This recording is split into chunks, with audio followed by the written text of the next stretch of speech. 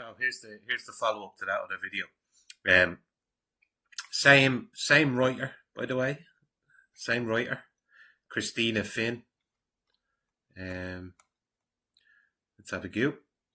So it was titled "Role of Influencers to be Considered Under EU's Democracy Shield Plans." Right, the title alone is a fucking mouthful. What the whole idea of it is to play with your head. Like, think about it, right? Democracy Shield, okay? But in a democracy, I thought a democracy was all about people having, like, each person has their own individual ideas about things. Isn't that the whole point of democracy? You know, or is it a fact now that they just want to narrow it down to, well, it's literally just left and right and that's it? No, there's individuals as well, you know. But this will kind of diminish any meaning whatsoever of democracy, if you ask me. That's my personal opinion. People have their own opinions. See what I mean? People have their own opinions on things. Anyways, let's have a read through this. Role of influencers to be considered under EU's Democracy Shield plans. The European Commission, Michael McGrath, says a network of European fact-checkers is being established. The role of influencers will be considered under the EU's plan to develop a democracy shield, which aims to tackle the spread of online misinformation. There's that word again, folks. Misinformation and disinformation. And protect European democracy. European democracy. You're having a laugh, are you? You're having a laugh. You've seen recently with the likes of Romania, there's another country there recently as well, where they put it forward as left against right, okay? And it was like all of a sudden all the right-wing parties were leading by like 20-30%. But literally overnight, the night before the final result, everyone switched to the left, you know? It's just a game for them. It's just like, oh yeah, don't worry now. Look, see, all of the people there that are, like, you know, considered on the right leaning, yous are winning. Oh no, hang on. Actually, it's all the pro EU people are getting in all of a sudden. Anyway, misinformation and protect European democracy, according to Michael McGrath, European Commissioner for Justice. Doesn't deserve that title. Speaking at the event at the Institute of International and European Affairs, a think tank based in Dublin today, on future-proofing EU democracy, McGrath was questioned on the role of influencers online and in particular the information they are disseminating to younger people. On the role of influencers, yes, we are going to consider it in the context of the Shield, and also from a consumer point of view under the proposed Digital Fairness Act. Obsessed with just want to make money. Make money out of it. How can we make consumers? Huh? I think the key issue there is transparency. If somebody is part of a commercial transaction, is being paid to promote a product or a service, I think the consumers and the general public have a right to know that. There is well, actually, now that he says that, I would be thinking to myself, okay then, can we have a look at the books and who's paying the people in RTE, who's paying the people in the Journal, who's paying the people in Independent, who's paying the people in the Irish Times, you know, who's paying the people in the Sunday Times? Can we learn about them? Who's paying them, Michael? Do you know? That would be my question. Because they never even bother looking at those, because all those sources which are pro government, they're considered safe. Remember, all the ones that are pro-government are considered safe and transparent. There is legislation, I'm being sarcastic by the way, there is legislation here in Ireland, but not every member state has such legislation. But it is in an area that is going to be considered, said McGrath. The Competition and Consumer Protection Commission, there's a mouthful, the Competition and the Consumer Protection Commission and Advertising Standards Authority published guidance on influencer marketing in October 2023. So they've been going at it a few years now. They've been working on it, little drip stories out, now and again down for the last 2.5 years, maybe even longer. The agencies are understood to be clamping down on regulations this year. Fact-checking network. McGrath, who is the Irish Commissioner responsible for democracy, justice, the rule of law and consumer protection, also spoke about Europe's plan to build a European network of fact-checkers, which he said will operate in all official EU languages. He said they will play a crucial role in verifying information and countering disinformation. The network will empower citizens with accurate information crucial for informed decision making, he said. But we can't make a decision about mainstream media because we're not being informed about crucial information and decision making within them companies. You see?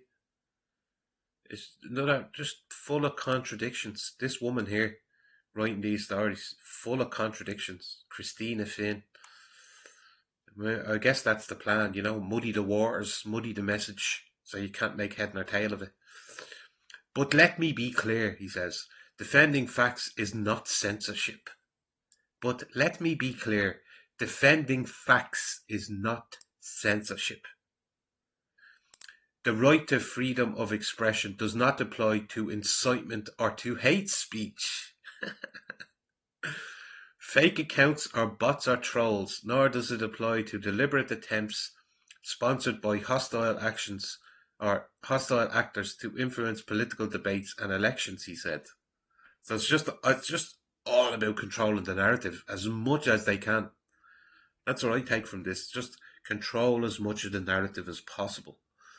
McGrath said the public's genuine concern about the issues. No, the public don't have a concern about it. It's only the government that have a concern about it because they're being found out left, right, and centre. Think about 20, 30 years before. They wouldn't be so under the radar of people, because people had trust. They trusted their politicians to do the right thing. But now, of course, with the internet and so many media platforms, the public can start linking things, connecting the dots, or the people are starting to connect the dots. And the more the politicians are being called out, the more they're going to push to censor what we're saying. Do you get me? Like, the internet is completely just, I'm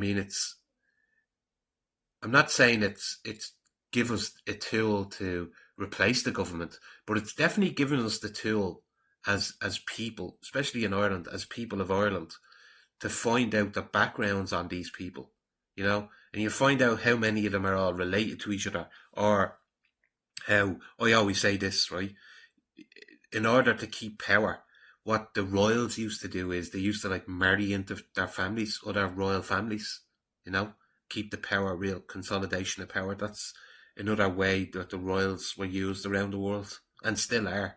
It's all about consolidation of power. Well, the politicians are the same. Politicians being linked in with radio presenters, being linked in with TV presenters. They're all the same families. They're all related somehow. They've all married or intertwined together. Hell, even, what's your man, Joe Brody? He married a Biden, one of Joe Biden's relatives. Do you know? So they're all interlinked together. And only thanks to the internet do we know these things. But now they want to clamp down and stop us making these connections. It's the whole point of this hate speech thing. Anyways, McGrath said, blah, blah, blah. McGrath said the public's genuine concern about issues such as cost of living, housing and immigration are oftentimes being manipulated. Are they really, McGrath? By yous, maybe.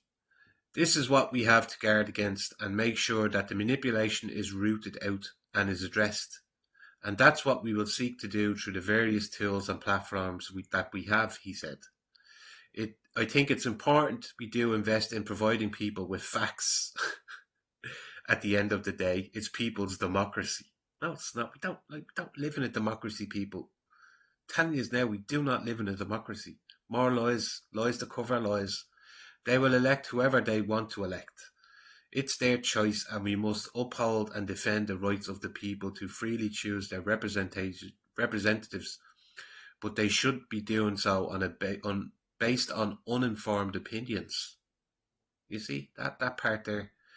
But they shouldn't. But he's telling you, like he tells you, or whoever the writer is. I don't know if Mr. McGrath said these exact words here, but listen to this again. They will elect whoever they want to elect. Okay, that's great. It's their choice, and we must uphold and defend the rights of the people to freely choose their representatives. Okay, that's great. But they shouldn't. See that? So he's telling you they should uphold it, and then he's saying, but they shouldn't be doing so based on uninformed opinions. Uninformed opinions, really? Really? I can't see this woman lasting long at this news outlet. It's the Journal. They should have the information that they need to make up their own mind, or at least know where they can access it. We have a duty, I think, to inform the people where information is being brought forward that is blatantly incorrect, the Commissioner said. The parts that they don't want you looking at are incorrect. I can guarantee you that. McGrath said he had no fears around freedom of speech within the European Union. Then why is pushing a fucking hate speech bill? Huh? He just said no fears around freedom of speech at all. But, oh, hang on. There is this hate speech bill coming in. It is absolutely safe. In fact, I think people have never had more freedom to speak and express strongly held views on a whole range of different issues. As of us only have to any of us only have to open up our phone or computer. That's what I'm telling you. See, they know. They know that we have all the information at our fingertips, and that's what they fear. That's what they want to clamp down on. Any of us, I don't know what the story is with that part, keeps stumbling me up. Any of us only have to open up our phone or computer. We will see very strongly held views being expressed on an ongoing basis, but a whole range of issues. And that is absolutely right and proper. People should have the right to do so. And as the Commissioner in charge of the Charter of Fundamental Rights, I will be the first to stand in defence of freedom of expression, while at the same time pushing hate speech. Delicate issue. When asked about people that express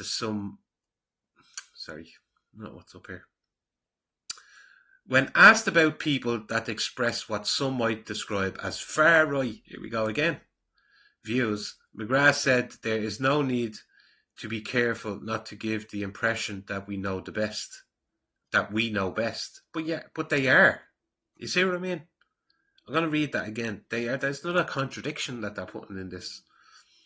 When asked about people that express what some might describe as far-right views, McGrath said there is a need to be careful not to give the impression that we know best. But that's all yous are doing. That's all they're doing. Or that we are lecturing people or telling people, well, you don't realise the importance of democracy, or you're voting for the wrong people, or you're misinformed. Is that why they've said misinformation about 4 or 5 times already? You know? Crazy stuff. Like, when you really study it, when you step back and look at these articles, you know? Actually, I'll add into here, another important part of this is the cognitive warfare part of it, the cognitive warfare aspect of it all, right? The mixed messages. That's number one on cognitive warfare, is sending out so many mixed messages that people cannot come to their own conclusion. And that's all these articles do. They're just, I go as far as to say these articles are misinformation themselves, you know? Anyway. Describing it as a delicate issue, McGrath said there is no need to engage with people. He said there is a need to engage with people, stating that the most powerful tool of all is to listen to people about why they hold the views that they hold, and why they vote the way they vote. The work underway is to ensure everybody has the information that they need and can access factual information, he explained. That for me is fundamentally what their role is. People will vote for who they choose. Hang on, just taking a sip of my tea. Spitting feathers after reading all this. That's their fundamental democratic right. The funding value of the European Union, and we must protect and uphold it in every respect. But we have to make sure that the pillars of our democracy, yeah, they think they're being clever when they throw them sayings in. Pillars of democracy. There is no democracy, you know? And the pillars that support them in their decision making around rule of law, around equality, around freedom, around human rights, respect for human dignity, that all of those are fully upheld, said McGrath. The GDPR reforms. The Commissioner was also asked about the reforms that are in the works at the European level. McGrath said there is no need to strike a balance. Sorry, I don't know why I keep saying no need in front of all these. Maybe because, that's what they really mean, and it's just subliminally coming out of me. McGrath said there is a need to strike a balance, but confirmed that there are moves to simplify the burden of compliance with the GDPR rules. We are committed to doing that, so I will be bringing forward measures to erase the burden of compliance with GDPR, while at the same time protecting the fundamental right of the protection of typo there. Did she not proofread this? While at the same time protecting that fundamental right of the protection of personal data, he said. The Journal Fact Check Unit is the fact checker partner for Ireland European Digital Media Observation. You can find more about our collaborative work access across media literacy, research and other tools against disinformation here. So this Christina one.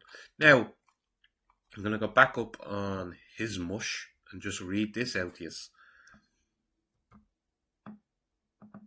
I have another thing I use here. The term democracy shield might seem paradoxical at first glance. Yeah, I thought it was myself. As democracy inherently values free expression and diverse viewpoints. However, the initiative aims to protect democratic processes from external threats, such as disinformation and foreign interference, rather than suppress internal dissent. Huh? Isn't that interesting? The idea of the European Democracy Shield was introduced by Commission President Ursula von der Leyen in May 2024 during her re-election campaign. She emphasised the need for the EU to develop capabilities to combat foreign interference, particularly from actors like Russia and China in the democratic process. Following this, Irish Commissioner Michael McGrath, appointed as the EU Commissioner for Democracy, Justice and Rule of Law and Consumer Protection in late 2024, was tasked with implementing the Democracy Shield. His responsibilities include enhancing media literacy, support independent journalism, and enforcing regulations like the Digital Services Act to counter disinformation. So literally, his job was basically what the journal told you down here. Here, this part. The Journal Fact Check, they say, unit is a fact checker partner with Ireland Hub European Digital Media Observation. So they're telling you, so they have Michael McGrath telling you, said his first name, they have McGrath telling you what it is or what they use and what he wants implemented, but it's the journal that used the exact same thing. So they're in bed together. It's pretty obvious they're in bed together just by that little one section there. Addressing concerns about free expression. While the initiative's name might suggest a defensive posture, I'll just keep on his ugly mush. Defensive posture. Its primary goal is to safeguard democratic institutions from manipulation and interference Not to limit. Oh, I read that part, did I? No, I didn't. The focus is transparency, accountability, and the resilience against external threats, ensuring that democratic protests remain fair and uninfluenced by malign actors.